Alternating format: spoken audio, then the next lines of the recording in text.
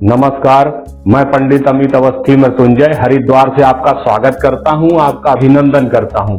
मेरे प्रिय साथियों, आज जो हम विषय लेकर चल रहे हैं वो बहुत अच्छा विषय है। आज हम आपको बताएंगे सूर्य और केतु की युति। आप ये समझ लीजिए, सूर्य है राजा और केतु है सन्यासी। तो आप खुद ये समझिए कि आप किस तरीके की जो है कल्पना कर सकते हो। जब सूर्य और केतु किसी भी भाव में बैठेंगे तो ये परिणाम कैसे देंगे, ये एक रहस्यमय परिणाम देंगे। आप ये समझ लीजिए, अब पता चला कोई राजपुत्र है, घर बहुत अच्छा है, उसका संपन्नता बहुत अधिक है, लेकिन अगर केतु का प्रभाव बढ़ गया तो वो व्यक्ति महादानी बन जाएगा और वो व्यक्ति ऐसा अपने हाथ से धन को लुटाने में लग जाएगा कि लोग उसे सन्यासी तो समझेंगे ही और सन्यास के प्रति तो वो आकर्षित होगा ही, लेकिन घर में उसको जो है वो मान सम्मान नहीं मिलेगा और उसके पिता उससे चिंतित हो जाएंगे।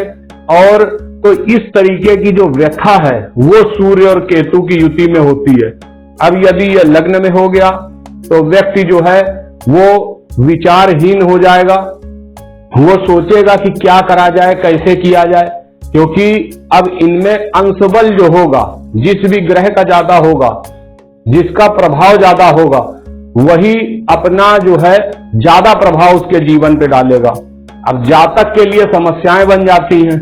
यदि ये सूर्य और केतु आप समझ लीजिए कि धन भाव में हो जाए, परिवार भाव जिसको बोलते हैं, द्वितीय भाव जो होता है, तो आप समझ लीजिए वहां से समस्याएं हो सकती हैं। तृतीय भाव अगर पराक्रम का भाव है वहां पे चला जाए तो आदमी जो है वो इस तरीके से परेशान होने लगता है कि उसका किसी कार्य में मन ही नहीं लगता।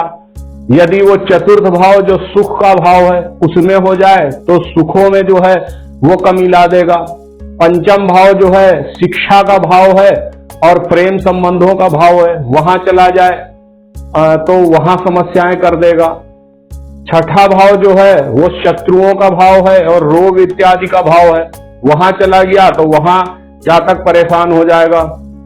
इस प्रकार से ये अपने अलग अलग भावों में अलग अलग जो है परिणाम देगा।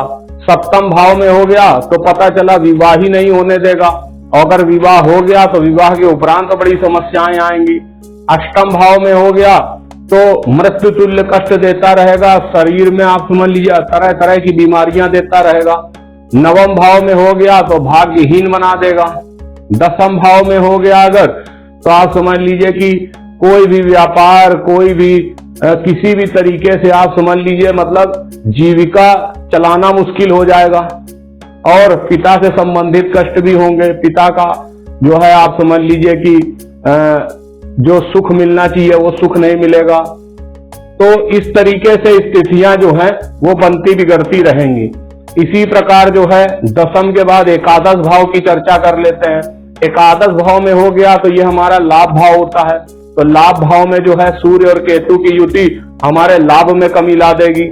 12वां भाव जो है, 12वां भाव आप समझ लीजिए कि बोला जाता है जैसे राज्य या सीमा से बाहर का समझ लो, विदेश का समझ लो, और अन्य तरीके से देखा जाता है, तो उन सभी जो है बिंदुओं में ये कमी ला देगा और व्यक्ति को एकदम सन्यासी बना देगा।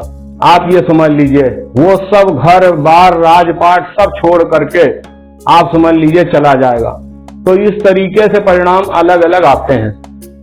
लेकिन अब अगर मान के चलें कि क्या सूर्य और केतु की युति एकदम खराब होगी, तो ऐसा नहीं है कि एकदम खराब होगी, क्योंकि और भी ग्रह बचे हैं ना।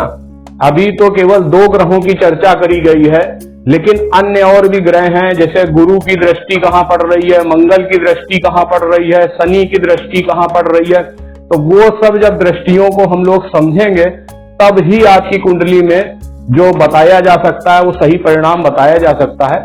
फिलहाल हमने बताया कि सूर्य और केतु अगर ये दोनों युति बना करके बैठे हुए हैं तो निश्चित रूप से आप ये मान करके चलिए कि आपकी कुंडली जो है वो कई तरीके से जो है आपको लगेगा कभी कि आपका सूर्य खराब है, कभी लगेगा केतु खराब है, अलग अलग परिणाम आते रहेंगे और आप सभी लोग जो है परेशानी का अनुभव करते रहेंगे। तो मैं ये चाहता हूं कि अगर आप लोगों को किसी भी तरीके से युति बनी हुई है और आप लोग परेशान हैं, तो आपको महर्षि उपमन्यु ज्योतिष केंद्र, जो आपका अपना ज्योतिष केंद्र है, वहां से सलाह लेनी चाहिए और समझना चाहिए कि आपका कौन सा ग्रह जो है वो मारक ग्रह है। अगर इन दोनों ग्रहों की युति है तो निश्चित रूप से एक ग्रह योग कारक होगा और एक मारक होगा। तो आपको मारक ग्रह को संतुलित करना है। तो इसके लिए आप क्या अच्छे से अच्छा कर सकते हो, इसके लिए आपको जो है महर्षि उपमन्यु ज्योतिष केंद्र में अवश्य संपर्क करना चाहिए। जय शनिदेव।